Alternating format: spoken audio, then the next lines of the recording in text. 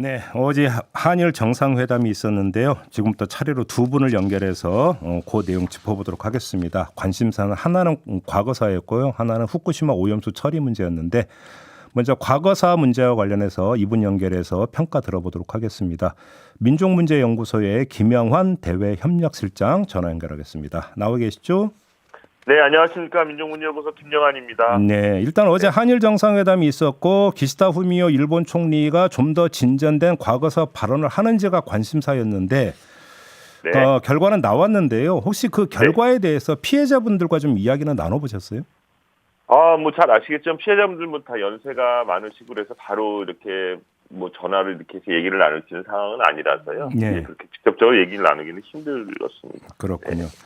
지금 주목을 해야 되는 발언이 새로 나온 발언이 하나가 있습니다. 기시다 총리가 이렇게 표현했는데 그대로 읽어드리면 저 자신은 당시 혹독한 환경에서 많은 분이 매우 고통스럽고 슬픈 일을 겪으셨다는 것에 마음이 아픕니다. 이렇게 표현을 했는데 이거 어떻게 평가하십니까? 아까 진행자께서도 지적하셨지만 지금 윤석열 정부가 하고 있는 그 일본에 대한 외교에 대해서 저희가 대단히 비판적인 여론이 강하지 않습니까? 뭐 구걸 외교, 굴욕 외교라고 얘기하는데요.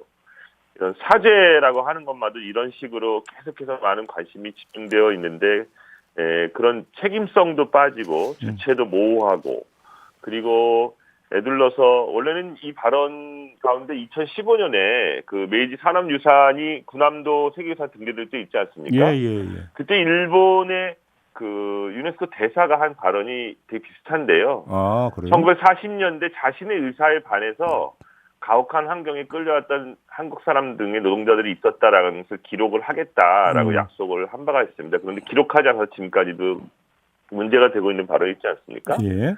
근데 거기에서 제일 중요한 게 자신의 의사에 반하여 이런 것도 쏙 빠져 있죠, 그죠? 그렇죠. 굉장히 명확하게 강제 동원을 부정하는 그런 의도가 있고요.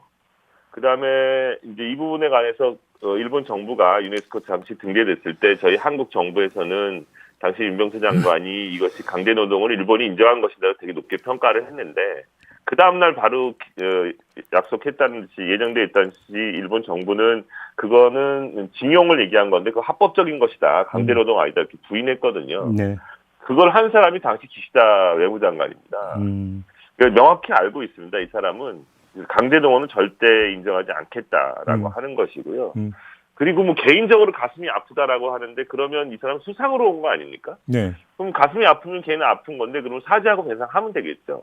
그러니까 어떻게 보면은 과거사 문제에 관해서 명확하게 사죄할 의사도 없으면서 한국 내 여론을 의식해서 그리고 일본의 보수 여론을 의식해서 마치 성의를 보인 것처럼 지난번에도 마찬가지였는데 이 가해자는 사과하지 않았다고 하는데 오히려 한국 정부 대통령실에서는 성의 있는 표현이라고 대통령 대단히 평가하고 이러는 현실 자체가 저는 더 가슴이 아프네요.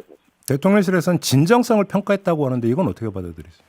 예, 진정성을 평가했다고 뭐 조율되지 않았는데 이런 얘기까지 해주셔서 고맙다 이런 식으로 표현을 하고 있는데요. 네. 저는 무엇보다 윤석열 대통령이 지난번 한미 정상회담 앞두고도 그렇고 이번 정상회담에서도 발언한 것 중에 가장 문제가 심각한 것이 마치 뭐 100년 전에 일에 대해서 무릎 꿇으려고 하는 것을 자기는 반대한다라고 한다든지 아니면 과거사 문제가 완전히 정리되지 않으면 한 발도 미래로 나아갈 수 없다라는 인식을 바꿔야 한다라고 얘기하는데 네.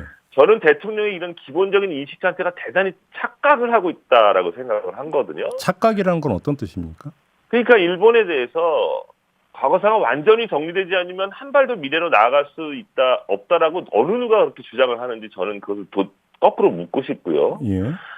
일본에 대해서 100년 전에 일에 대해서 무릎 꿇으라는 의견에 대해서 반대한다 이런 의견을 갖고 계신데 그렇게 주장하는 사람들이 누구인지 거꾸로 묻고 싶어요. 우리 시민들 그렇게 생각하고 있지 않습니다.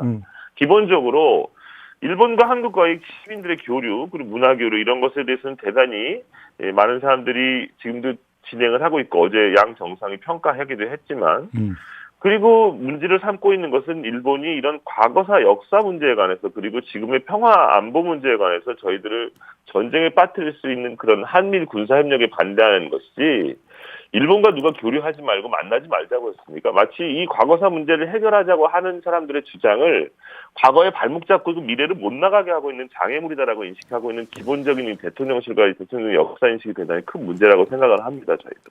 알겠습니다. 아무튼 기시다 총리의 이 발언은 군함도 네. 등재 때 나왔던 일본 쪽 발언보다도 오히려 후퇴한 것이다. 이런 평가십니까? 네, 많이 후퇴한 것이죠. 그리고 당시 뭐 이렇게 애매하게 혹독한 환경에서 고생해서 가슴 아프다 어떻게 보면 불쌍하게 생각한다는 정도잖아요. 저는 오히려 더 기분 나쁠 것 같습니다. 알겠습니다. 일본의 네. 교도통신 등 언론이 보도한 게 네. 우리 측 강제동원 배상안을 거부했던 피해 생존자 가운데 한 분이 정부의 네. 제3자 배상안을 수용하기로 입장을 바꿨다. 이런 내용이 네. 있었거든요. 혹시 확인이 되는 내용입니까?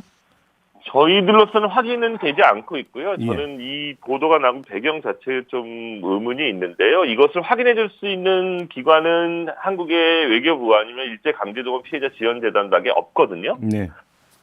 그런데 그것을 이제 정상회담 전날 밤에 그런 식으로 일본 또 통신을 통해서 보도를 했다는 데서 좀 보도에 저희의 좀 문제성도 갖고 있고요. 네. 그리고 그분들 의사를 확인하기 위해서 저희들이 뭐 하나하나 받으시기 힘내 이렇게 연락을 할 수 있는 입장도 아니고 그런데 그것에 대해서 이것이 좀 나온 보도 배경도 좀 석연치 않은 부분도 있는 것 하나 하고 그다음에 정부에서 이분들한테 계속해서 엄청나게 저희가 생각하기에는 그런 확실하게 의사를 밝혔음에도 반대 의사를 밝혔음에도 계속해서 연락을 하고 접촉을 하고 있는 것을 알고 있거든요. 네. 저희들은 뭐 어떤 결정을 하든지 그건 피해자들의 권리라고 생각을 하는 입장이고요. 예. 또 그것을 또 받으신다고 해서 그분들이 그렇게 고통을 당한 역사가 있지 않습니까? 충분히 받으실 자격이 있다라고 생각을 합니다. 그렇기 때문에 그거에 대해서 저희들은 이것이 비판적이라거나 이렇게 생각하지는 않고 당연한 자신의 권리라고 생각합니다.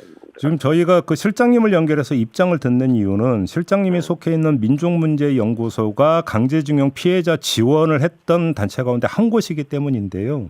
네네. 관련해서 조선일보가 5월 8일째 보도한 내용이 있습니다. 일부 네. 시민단체가 생존자와 가족들에게 정부 해법을 수용하지 말라고 회유하고 있는 것으로 전해졌다. 네. 이런 보도인데 혹시 확인해 주실 수 있습니까? 대단히 무책임한 발언이고 대단히 저희 분노하지 않을 수 없는데요.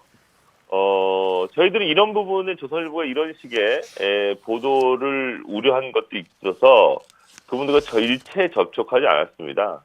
그리고 피해자들께서 이 대리인의 조력을 요청하고 그러는 경우에는 당연히 그분들도 판결금 혹은 정부 안에 찬성을 하건 반대하건 다 의뢰인이기 때문에 대리하시는 분들 입장에서는 다 협력을 해온 상황이고 그분들이 또 그 정부 안에 그 절차에 관해서도 다 협조를 해온 입장인데요.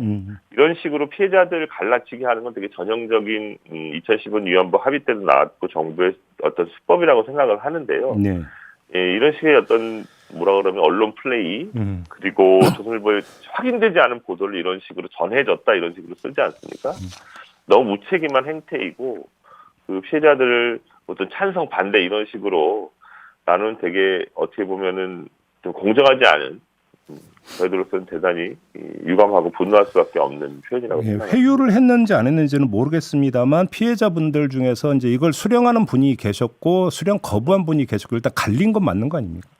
예, 그건 맞죠. 예. 그리고 저희는 뭐 계속 얘기했지만 그 자제분들이라고 하더라도 그 아버님의 강제동원 피해에 관해서 오랫동안 또 고통을 받아오셨기 때문에 그 판결금에 준하는 정부의 안을 수용하고 반대하는데도 저희들은 그 당연한 권리가 있다라고 생각을 합니다. 다만 문제가 되는 것은 말하자면 정부가 일본과의 어떤 외교적인 노력, 사죄와 배상, 결국 외교적 협상이 실패한 것 아닙니까? 근데 그것에 대해서 사죄하기는커녕 계속해서 자신들의 외교적 성과를 말하자면 강조하기 위해서 부당한 선택을 강요하는 상황 자체가 문제인 것이지. 저는 이것을 찬성 반대 이런 식으로 나눠서 보도하는 자체도 대단히 문제가 있다라고 생각합니다. 다 그분들은 권리가 있다라고 생각합니다. 알겠습니다. 선택할 권리도 있고. 윤석열 대통령이 어제 그 기자회견 과정에서 했던 또 하나의 발언이 정부의 제3자 변상안은 1965년 한일 청구권 협정과 그다음에 대법원 판결을 종합한 최선의 법률적 대안 이런 취지의 주장을 했는데 이건 어떻게 평가하십니까? 대단히 무책임한 발언을 계속 하시는데요. 유일한 해결책이라는 말을 강조를 하셨습니다.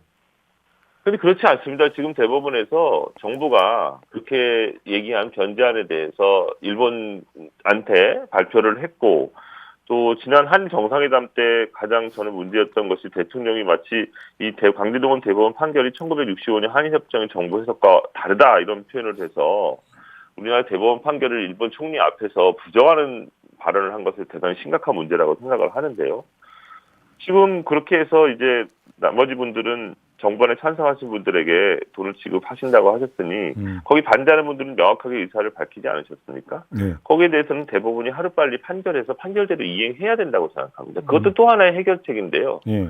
마치 이것을 정부안에 반대하는 사람들은 유일한 해결책에 반대하는 것이다. 아니면 아까도 얘기했지만 과거에 발목을 잡고 있는 사람이다라는 식의 인식이 있는 것이 아닌가 저희들은 대단히 유감으로 생각하고 하루빨리 대법원이 판결해야 한다고 생각을 합니다. 그래요. 집행 절차에 나서야 된다 이런 말씀이신 거죠? 네, 그렇죠. 대법원은 지난번에 사법농단 때도 책임이 있습니다. 사실은 이 판결이 5년 동안 늦어진 책임이 있는데요. 그런 것을 생각해서도 반성하고 하루빨리 지금 정부의 외교적 협상이 끝났으니까 판결해야 되겠죠. 당연히. 알겠습니다. 자, 말씀 여기까지 들을게요. 고맙습니다, 실장님. 네, 고맙습니다. 네, 김영환 민족문제연구소 대외협력실장이었습니다.